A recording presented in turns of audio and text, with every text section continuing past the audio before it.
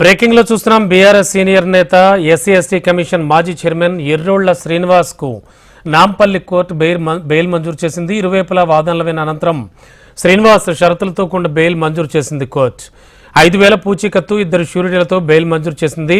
తదుపరి విచారణ సహకరించాలని ఎర్రోళ్ల శ్రీనివాస్ కు కోర్టు ఆదేశాలు జారీ చేసింది. జూబ్లీహిల్స్ పోలీసుల విధులను అడ్డుకున్నారని శ్రీనివాస్పై పోలీసులు కేసు నమోదు చేశారు. ఇప్పటికే శ్రీనివాస్ను 3 సార్లు విచారణకు పిలిచామని, విచారణకు రాకపోవడంతోనే ఈ రోజు ఉదయం అరెస్ట్ చేసినట్లుగా పోలీసులు కోర్టుకు వెల్లడించారు.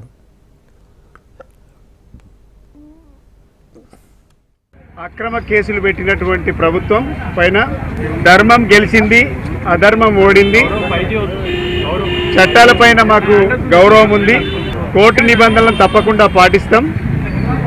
పొద్దున్నుంచి నాకు వెన్నుదన్నుగా ఉన్నటువంటి మా BRS party working president KTR గారు, హరీష్ రావు గారు, అదేవిధంగా సీనియర్ నాయకులు, మాజీ మంత్రులు, ఎమ్మెల్యేలు, ఎంపీలు, ఎమ్మెల్సీలు, అందరికీ కుటుంబ సభ్యులకు, అదేవిధంగా బీఆర్ఎస్ పార్టీ సింపథైజర్స్కి, కార్యకర్తలకు పేరు పేరున నమస్కారం తెలియజేస్తా ఉన్నా.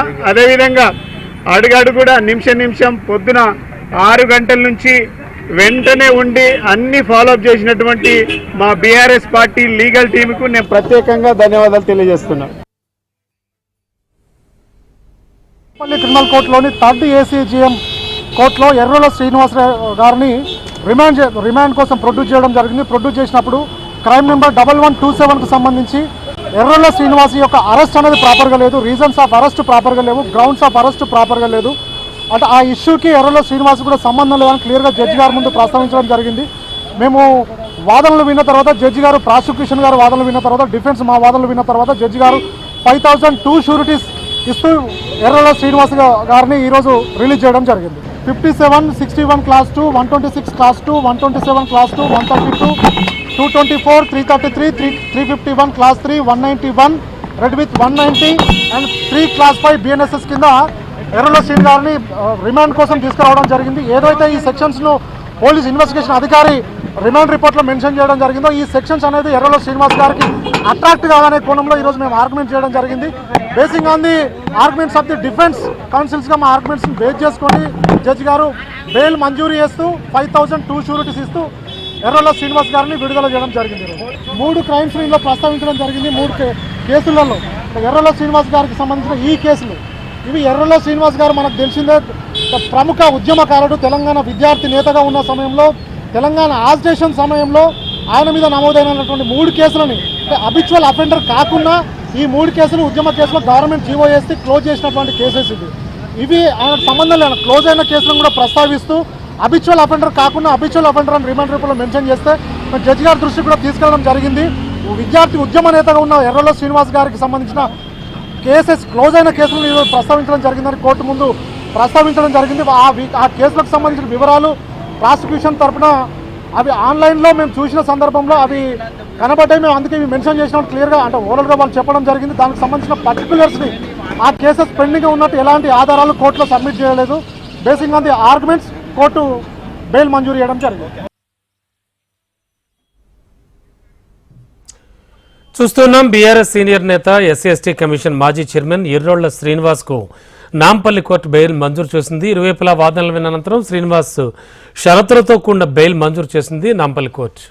ఇక ఇదే అంశానికి సంబంధించి లేటెస్ట్ ఇన్ఫర్మేషన్ మా క్రైమ్ కరెస్పాండెంట్ అమర్ సిద్ధంగా ఉన్నారు. అమర్, ఎర్రోళ్ల శ్రీనివాస్ కి షరతులతో కూడిన బెయిల్ మంజూరు చేసింది అంటున్నారు. ఎటువంటి షరతులు విధించింది? అటు అడ్వకేట్స్ కావచ్చు, ఇటు పోలీసులు కావచ్చు, ఏం చెప్తూ ఉన్నారు?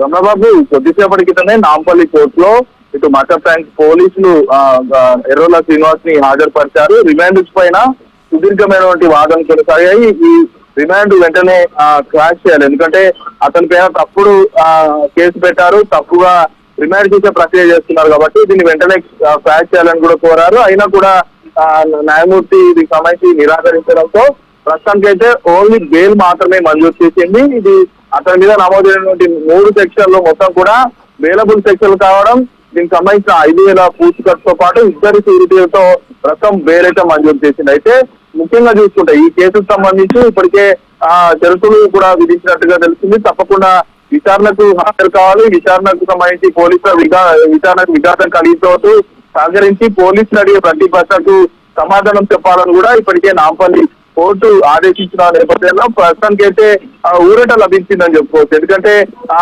రిమాండ్ తరలించడం, ఆ తర్వాత ఏదైతే A1 ముద్దాయని కూడా గతంలో పోలీసులు పాడికల్ సెక్యూరిటీ ని నాంపల్లి కోర్టుకు తీసుకురావడం, రిమాండ్ చేస్తున్న క్రమంలో అతనికి కూడా బెయిల్ లభించడంతో అతని కేసు ఆధారంగా A2 నిందితుడిగా ఉన్నటువంటి ఎర్రల శ్రీనివాస్ కి ప్రస్తుతం అయితే బెయిల్ కూడా మంజూరు చేసింది. అయితే మరి ఇప్పటికే పాడికల్ సెక్యూరిటీకి రేపు విచారణ ఉండనుంది. రేపు 10 గంటలకు వ్యక్తిగతంగా విచారణ కావాలని ఇప్పటికే పోలీసులు మదర్ ట్యాంక్ పోలీసులు నోటీసులు అందజేశారు. మరి రేపు మదర్ ట్యాంక్ పోలీసుల విచారణకు మరి పాడికల్ సెక్యూరిటీ హాజరవుతారా, న్యాయస్థానం ఇచ్చిన ఉత్తర్వులను ఆదేశిస్తూ ముందుకు వెళ్తారా, లేకుంటే మరి పోలీసులు మాత్రం దీనికి కోర్టు కంటెంప్ట్ అంటే హాజరు కాకుండా ఈ విచారణకు తప్పనిసరిగా కోర్టు కంటెంప్ట్ వెళ్తామంటూ కూడా వరకు పోలీసులు అయితే చెప్తా ఉన్నారు. అయితే A2 గా ఉన్నటువంటి ముద్దాయి ఎవరైతే ఉన్నారో ప్రస్తుతం ఎర్రల శ్రీనివాస్ సంబంధించి ఇవాళ ఉదయం నుంచి కూడా సికింద్రాబాద్ వెస్ట్ మారేడుపల్లి తన నివాసానికి పోలీసులు వెళ్లారు. మదర్ ట్యాంక్ పోలీసులు వెళ్ళినా కూడా తలుపు తీయకపోవడం, ఎర్రల శ్రీనివాస్ సంబంధించిన అనుచరులు ఒకసారిగా అలా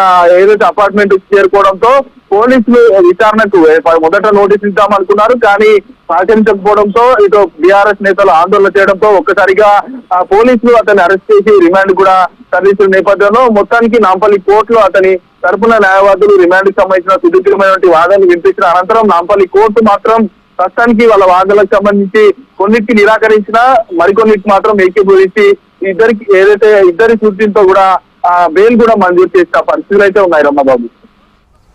ఓకే, థ్యాంక్ యూ అమర్.